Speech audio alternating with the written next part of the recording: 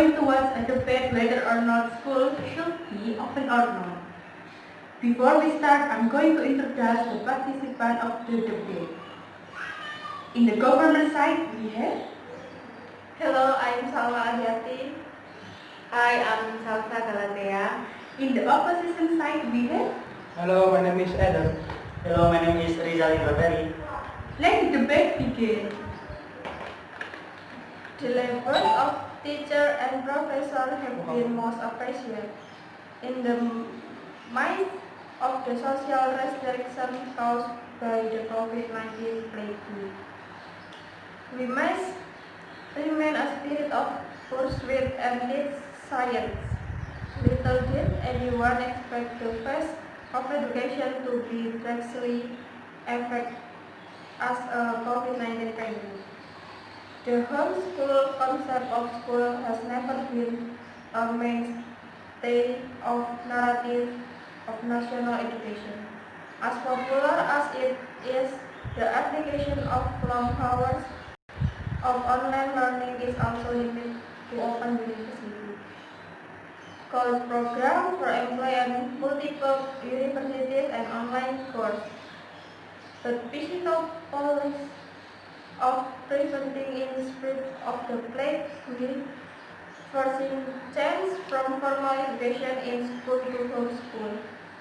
Online, in a national scale, even this year's national exams are subject to termination. The challenge of education for an online education system is not easy. In addition to personal discipline to study independently, there are facilities and resources to be provided. I'm grateful to be able to offer our children for long-distance education, but I hear complaints to many parents and also difficult educators. But in providing learning tools such as phones and laptops and tools for internet connection.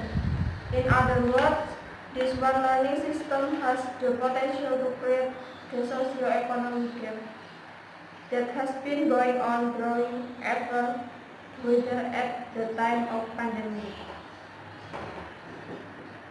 NetBears lists more than 2 million employees and formal informal workers that were laid off. In this condition, many parents have difficulty providing their children with optimal education opportunities. In worse situation, a parent may even face a dilemma, feeding the family or paying for the children's education. It is potentially making school dropouts go up since home-based learning policies began nationally as of March 16, 2020. There are indications of rising school dropouts in various places from Papua, North Maluku to Jakarta. These are the red zones in the pandemic. The number of schools of the country is also expected to rise.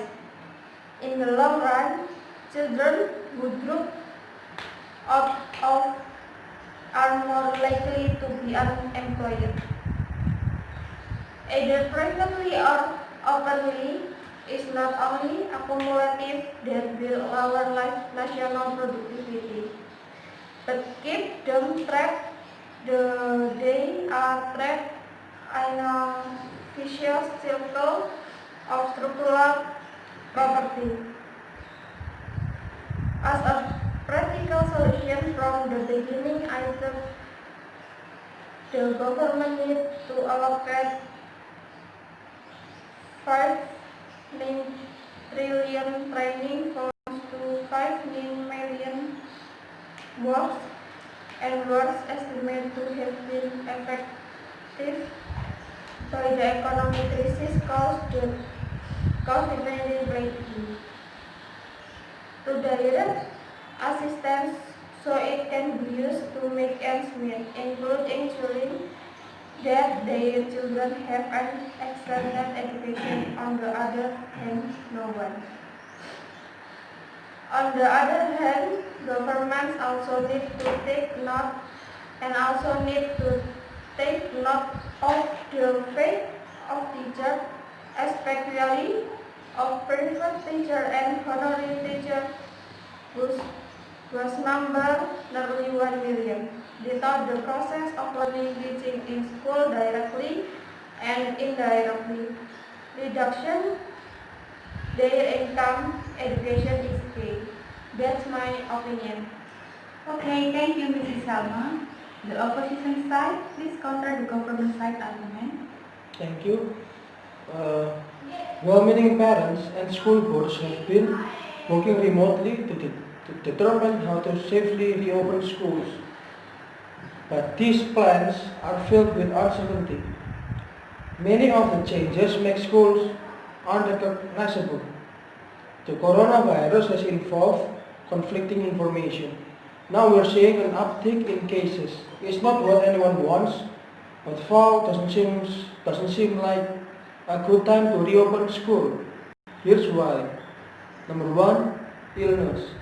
According to the CDC, the risk might seem low for children, but they still get sick. Some seriously. Children and teenagers have died. Questions still surround the disease. It's not worth the risk. Maybe the situation will improve by January or next summer. Currently, we're experiencing a pandemic and safety is number one concern. Number two, how will the flu and COVID-19 tango? Maybe COVID-19 alone doesn't affect children as badly as adults. But what if you mix it with the flu? Every year, the flu kills children. Last January, before COVID-19 became well known, 27 children had died of the flu. What will the change of these two illnesses look like in fall? Number three, adults matter too. A large concern with children is that they can spread the disease to teachers, parents, and grandparents who could be vulnerable. It isn't fair to risk their health by reopening schools. Teachers and staff should not have to fear their workplace. Number four, lacking consensus. Adults can agree on recommendations surrounding COVID-19. So how can teachers protect children brought together in the classroom? Some students will want to wear their masks. Others won't. Some students will take the virus seriously and others won't. Number five, serious issues besides school. Children from low-income families who face hunger, possible abuse, mental health difficulties and other issues have been hit the hardest. During this pandemic, local communities including religious organizations, social workers and mental health specialists along with educators and schools officials are needed to continue to help those struggling. Thank you. Okay, thank you, Mr. Adam. The government side, please counter the opposition side argument. In this pandemic, many people whose economies were affected, including parents of students who were affected, also could not meet the needs of credit or internet quota for online learning. So this certainly has an impact of educational activities.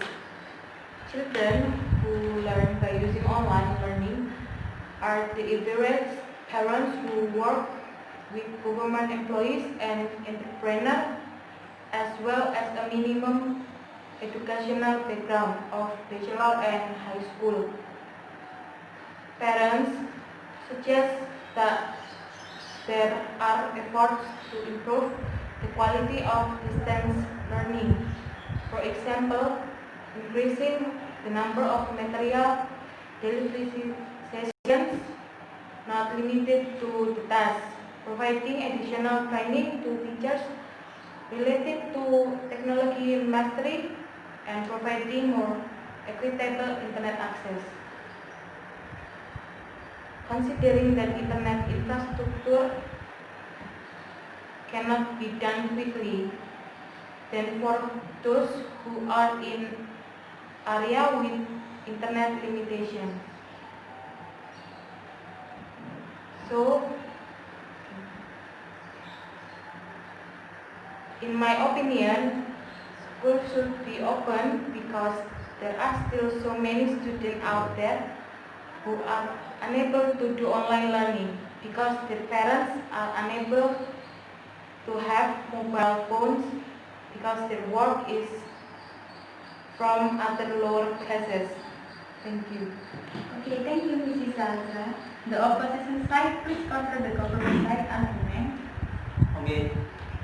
Economics should be in the board of education is to support the smooth process of education.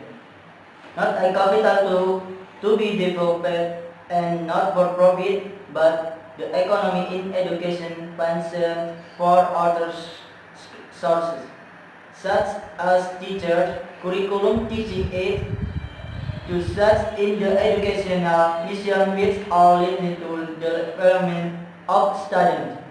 Education has a very important role in order to improve the quality of human resource. Education fully affects the economic growth of a nation. Therefore, it is not surprising that a country that has a population with a high level of economic growth education. If the child lives in a poor family, the child needs are not simple because the child here is this true. This economic ability is very helpful for students to complete their learning facilities and infrastructure. In addition, economic problems can also help schools to complete teaching and learning facilities and infrastructure in school through BBT and SPB. The work of education is not a work of business or a place to make money, but a work of coaching where students learn to be able to live a normal and peaceful life as a place of coaching. Education does not see the economy as the main character as it does in the business world. Economy is only a digital holder. Why is that? Because without an educated economy, the world of education will not be able to run well and smoothly. Economic issues are one of the most important issues in the formal education process.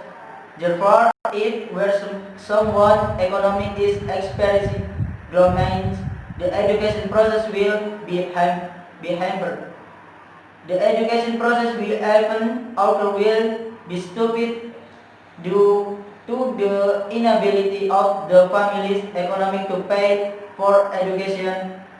Well, the cost of education at present is increasingly increasing along with the increasing variety of need in the household, plus the increasing daily basic need.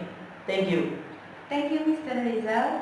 Okay, so the conclusion from the government side, studying are many disadvantages online because learning is not optimal and feel disadvantaged. School should be open with considerance of running the normal protocol. The conclusion from the opposition side, the child support is better at home to avoid withdrawal. Thank you for watching. Bye.